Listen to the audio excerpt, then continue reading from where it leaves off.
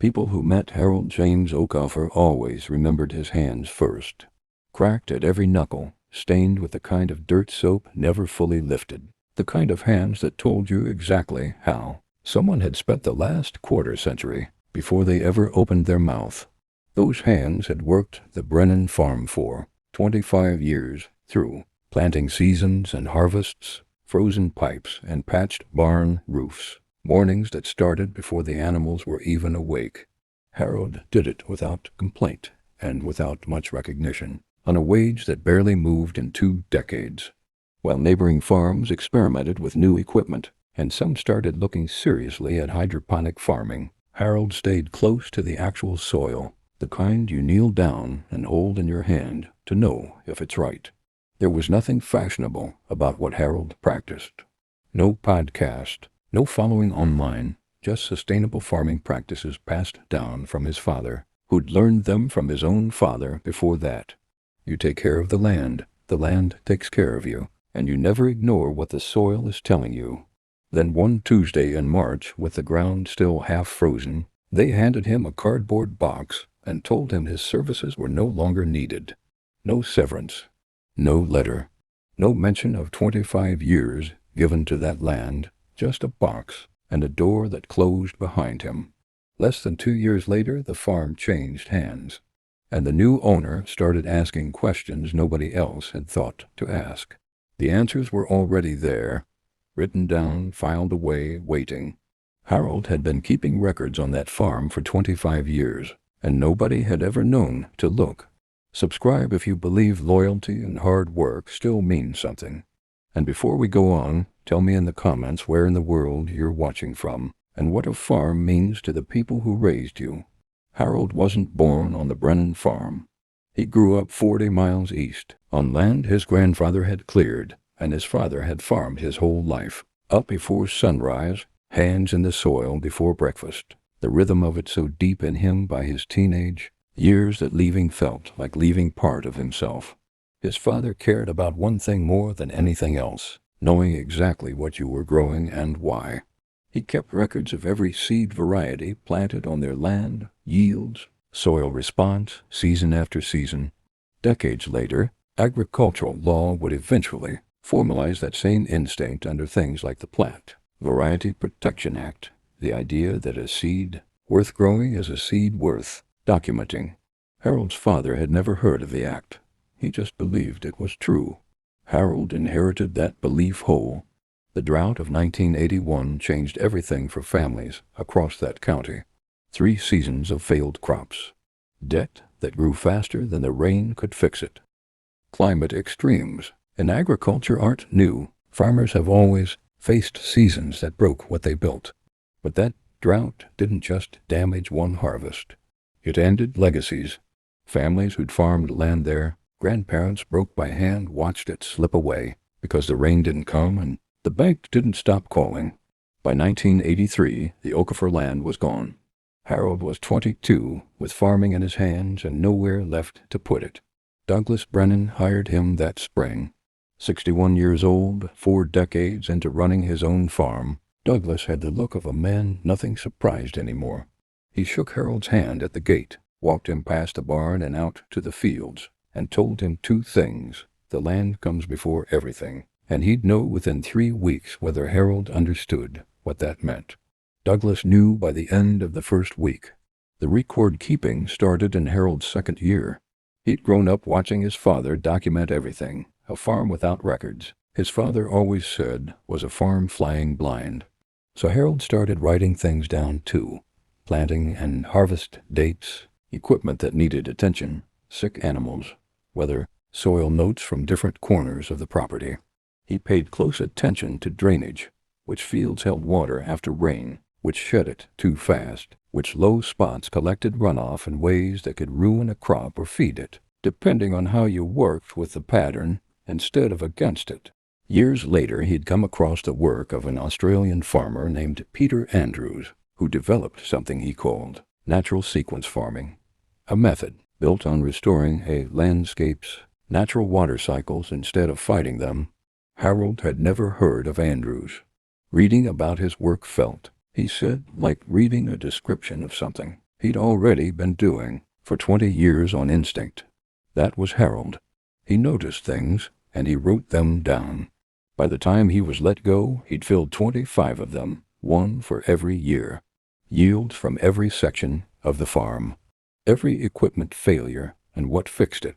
Every disease, every pest cycle, every strange weather year and what it did to the land. And increasingly in the later years, every decision he disagreed with, and why. He'd never shown them to anyone. They sat in a wooden box under his cot in the farm cabin he'd lived in for 23 of those 25 years. When they handed him the cardboard box that Tuesday in March, the journals were the one thing he made sure to take. Douglas Brennan died in the winter of 2005 and left the farm to his son, Patrick. Patrick wasn't his father, not a criticism, just a fact. Douglas had spent a lifetime learning the land. Patrick had spent his in a city office, managing other people's money, visiting twice a year in clean boots, phone buzzing the whole time. He inherited a working farm and started running it like a quarterly report. Yield targets went up with no regard for soil rotation. Costs were cut in ways Harold could see would hurt the land long term. Equipment that needed replacing got patched instead. Fields that needed rest got planted anyway. At one point, Patrick raised the reality of hydroponic farming with Harold, an indoor system that could cut their dependence on the land's natural cycles entirely. Harold listened, then told him plainly that the farm's value was in its soil and its seasons, and trading one for the other wouldn't end well. Patrick didn't pursue the idea. He also didn't pursue Harold's other recommendations. Harold wrote it all down anyway, and raised his concerns the way men of his generation tended to, quietly, directly, one conversation at a time. He'd bring his journals to Patrick, show him the data, explain exactly what he was seeing. Patrick would listen politely and change nothing. It happened 4 times over 8 years. By the 5th, Patrick said he appreciated the input. By the 6th, he said things were fine. By the 7th, he told Harold the farm was going in a different direction and his position was being eliminated. It was a Tuesday in March. The ground was still half frozen.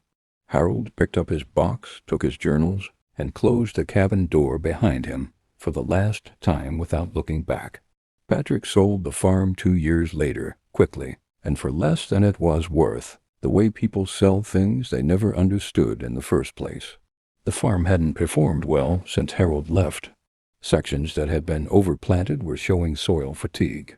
Equipment patched instead of replaced kept failing at the worst possible moments. Mid-harvest, mid-planting. The yield numbers Patrick had chased so hard kept declining faster than he could explain. Harold had predicted every bit of it. Journals 16, 17, and 18, written years before. Patrick stopped listening, laid out exactly what would happen if the rotation schedule was abandoned. By the time the farm sold, it was showing every symptom Harold had described.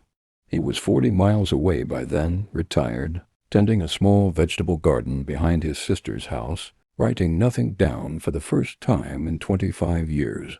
Adaze Nwosu had been looking for a farm for 3 years.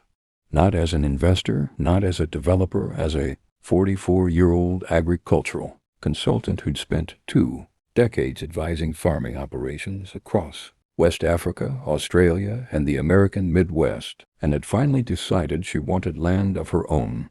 She'd watched farmers on some of the most expensive agricultural land in the world try to squeeze yields out of pure technology, and she'd watched small family operations outperform them on nothing but knowledge and patience. 20 years in, she knew which approach actually lasted. She wanted to farm the real way, the long way. She bought the Brennan farm on a cold February morning, stood in the main field, looking at the tired soil around her boots, and said to no one in particular that she had work to do. Before she touched a single piece of equipment, Adaze asked about the farm's history. She went to the county land office, spoke with a previous owner's accountant, asked neighboring farms what they'd noticed over the years. Then a woman at the feed store, who'd known Harold for years, mentioned his name, said there'd been a man who worked that farm for 25 years and knew every inch of it, and that she'd heard, though she couldn't be sure, that he kept records. A days drove to Harold's sister's house the next morning. Harold was in the garden when she pulled up. He heard the car, turned, and watched. A woman he'd never met walked toward him with the kind of purpose he recognized. Someone who'd come because they needed to know something, not because they were being polite. He set down his tools and waited. She introduced herself, told him she'd bought the Brennan farm, said she'd heard he knew it better than anyone alive, and asked about the records. Harold looked at her for a long moment. "How long do you have?" he asked. "As long as it takes," she said. He went inside and came back with a wooden box. 25 journals were inside it. Adaze sat at his garden table for 4 hours that first day, mostly reading, occasionally asking questions. Harold answered slowly and precisely, like a man relieved finally to hand off something he'd been carrying alone for a long time. Journal 7 was where the trouble first showed up, back in 1990. Douglas was still alive then, still running things, when Harold noticed the south fields starting to show what his father had called the tiredness, the slow breakdown that comes from pushing land too hard without rest. He brought it to Douglas. Douglas listened. They adjusted the rotation, and the land recovered. Harold wrote all of it down. Journal 16 was the warning, written in Patrick's 3rd year, when Harold saw the same pattern starting in the same fields, except faster this time, because Patrick's rotation schedule was more aggressive than anything Douglas had tried. Harold brought him Journal 7 too, showed him what had happened last time and what it had cost to fix. Patrick nodded, made a note on his phone, and changed nothing. Journal 21 tracked every machine on the farm, purchase dates, service history, repairs, and Harold's own assessment of when each one needed replacing. The main harvester, the one that failed mid-harvest in Patrick's 4th year, had been flagged 2 years earlier in Journal 19, 18 months of reliable life left. Harold had written, "Recommend replacement." Patrick chose a patch job instead. The harvester failed 14 months later, almost exactly where, and almost exactly when Harold had said it would. Adaze sat back when she read that page and looked at Harold. "I wrote it down," he said. Adaze took the journals home and spent 3 weeks reading every one of them. 20 years of reading farm data had taught her the difference between good record-keeping and extraordinary record-keeping, and what Harold had built over 25 years was the most complete private farm documentation she'd ever seen, more thorough and more useful than records she'd reviewed from operations with full-time agronomists and digital tracking systems. Working with an agricultural economist she'd used before, Adaze spent 6 weeks building a full assessment of the farm's performance under Patrick's ownership. It was specific, and it was damning. The abandoned rotation program had caused measurable, documented damage to the south and west fields, damage with a real restoration cost, and a real gap between the yields under Harold's old recommendations and the yields the farm had actually produced. The equipment decisions told a similar story. Harold's records showed precisely when proper replacement would have prevented failures that ended up costing far more than the equipment itself. Then there was the sale price. Patrick had sold the farm for well below its assessed value because the performance data, declining yields, aging equipment, degraded soil, made it look like a struggling operation, which, because of decisions made against Harold's documented advice, it was. A farm run according to Harold's recommendations would have been worth considerably more. The gap between what it sold for and what it should have sold for came to over $1 million. Adaze brought the assessment and Harold and the box to an agricultural attorney named Susan Madu. Susan spent 2 days with the journals before she said anything substantial. When she did, she chose her words carefully. The records showed a clear, consistent pattern. Harold had raised documented concerns through proper channels multiple times, and his position had been eliminated shortly after his most recent attempt to have them addressed. She used the words wrongful dismissal, quietly but clearly. What followed wasn't a courtroom drama. It was quieter than that, and in some ways more effective. Susan sent a formal letter to Patrick's legal representative referencing the journals, the timeline of Harold's recommendations, the agricultural assessment, and 25 years of employment ended without a cent of severance. Patrick's response came back through his own attorney. He settled. The terms were never made public, and Harold has never said what the number was. What he has said is that it was enough to buy the piece of land he'd been eyeing 40 miles east, near where his grandfather had once farmed. Enough to start again at 60 years old. He started planting that spring.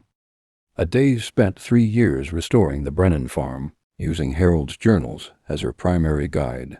The rotation schedules he'd recommended under Douglas were reinstated. The south and west fields were rested and treated. Equipment was replaced on the timeline Harold had originally laid out. She was deliberate about it. She'd seen other farms try to force a recovery, chemical treatments, aggressive soil correction, and create new problems faster than they solved the old ones. Her approach, shaped by years studying sustainable farming practices on different continents, was simpler. Give the land time, give it what it needs, and stop taking before it's ready. The south field, the one Harold had documented most carefully, was the last she touched. She rested it a full season before planting, watching it the way Harold once had daily, closely, writing down what she saw. In the 4th year, the farm produced its highest yield in over a decade. Adaze framed the page from Journal 7, Harold's original 1990 rotation recommendation, and hung it in the farmhouse kitchen, then called him the day the numbers came in. He was in his own field when the phone rang. She told him the numbers. He was quiet for a moment, then said he was glad to hear it. When she asked if he wanted to see the farm, he said he'd think about it. He came the following week, walked every section, said little. At the south field, he stood for a long time without speaking. "The land remembers," he finally said. "You just have to listen to what it's telling you."